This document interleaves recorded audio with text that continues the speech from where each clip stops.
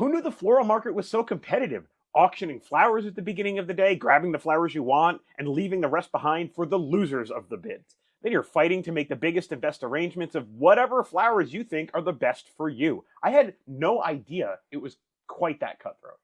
I don't think it's quite like that in real life, but you've given a pretty quick tease as to what you'll be doing in Floristry. This is a snap review for Floristry. Floristry is a quick two-player game by David Gordon and Tam. It's best for ages 10 and up, and it's the first game published by Up Games. The box says it'll take about 20 minutes to play, but we found that with experience it goes even faster than that. So let's talk about the art in Floristry. The main thing you'll be looking at in Floristry are these flower tiles. Each one pictures 2 blooms. There are 6 kinds of flowers, and they're all nicely distinct from each other. The tiles are also double-sided, which means you never have to worry about turning them right side up when you pull them out of the bag. Speaking of which, the bag is a nice woven material and it's just the right size, neither too small for your hand nor so big that you have to rummage around for the pieces. There's also cute cat meeples! This is parfait, and this is tapioca. They're only used for tracking your score at the end of the game, but I love them. Alright, so what else is there? Well, there's the storefront frames. These are simple open squares with a scoreboard around the outside and a little colored awning border at the top. Again, they're double-sided, which minimizes the work in setting the game up. Finally, there's also a web app. We don't normally talk about these in the art section, but it's pretty intuitively designed, giving you all the information you need to know in a clean and uncrowded way. Okay, so there's tiles and cats and a web app. What are we doing here? Let's talk about the mechanics of Floristry. Start the game by setting out the easel and the bag of flower tokens. Each player takes a storefront frame and a cat, and one player brings up the Floristry app on their phone where both players can reach it. Then, each player draws a single tile from the bag and puts it somewhere in the middle of their frame. The game plays over 10 rounds, and each round has 3 simple steps.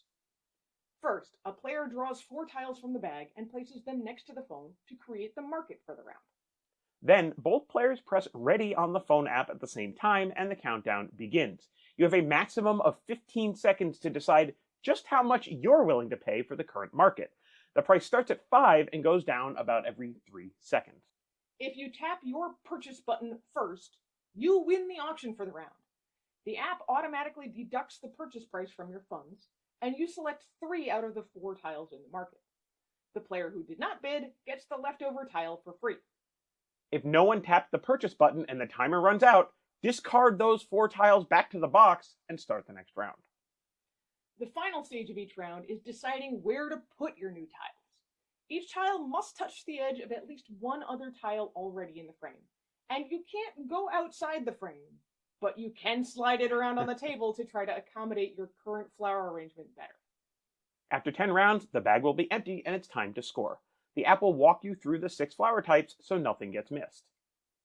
For each flower type, you gain points according to your largest connected group of that flower.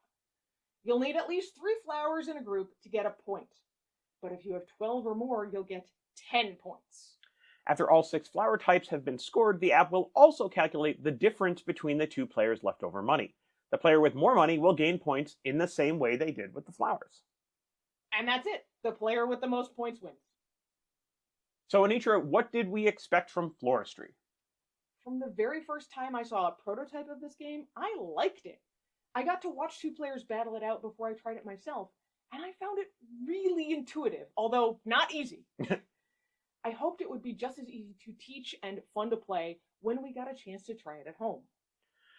So you had seen it before me, and I knew you were super excited about this. Flowers for me and a theme are not really drawing me in much, but a good game is a good game, and I do trust your judgment.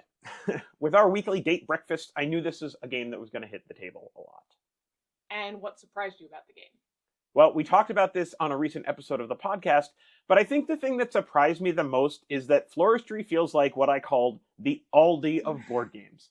And I say this in a good way. They've gotten rid of all the fluff and at the core delivered an excellent user experience.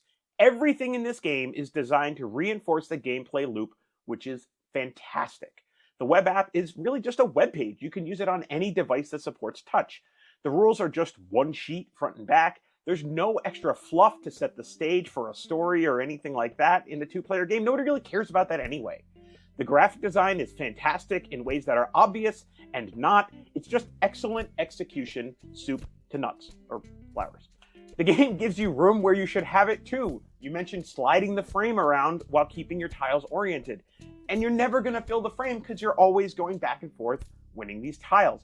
Everything is great and there's no extra in this, and I love it. As much as I liked this game when I saw it, I didn't think it was a game we were going to play over and over again. But there are so many little touches that just work here, like the double-sided tiles and the fact that you see all the flower tiles every game. I can't ever blame the randomness of the bag for not letting me see the tiles I really wanted. I know that I will see them, and it comes down to whether or not I'm willing to jump on that purchase button to get them. One last thing that surprised me.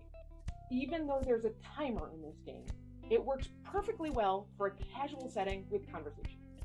This is because the timer is only in 15-second increments, with downtime in between while players place their tiles and set up for the next round. And since we're both working simultaneously in every round, we can stop for conversation or an interruption, and we don't have to worry about whose turn it is when we get back to playing. We definitely recommend Floristry. You can play Floristry with 2 adults, with an adult and a kid. Even 2 kids can play this. It flexes super well. It's short. Honestly, the biggest problem is you're going to want to come back to it again and again, and eventually you might run out of time. This is a filler game that can really fill an evening. We give it 5 blooms out of 5. And that's Floristry in a snap. If no one tapped the purchase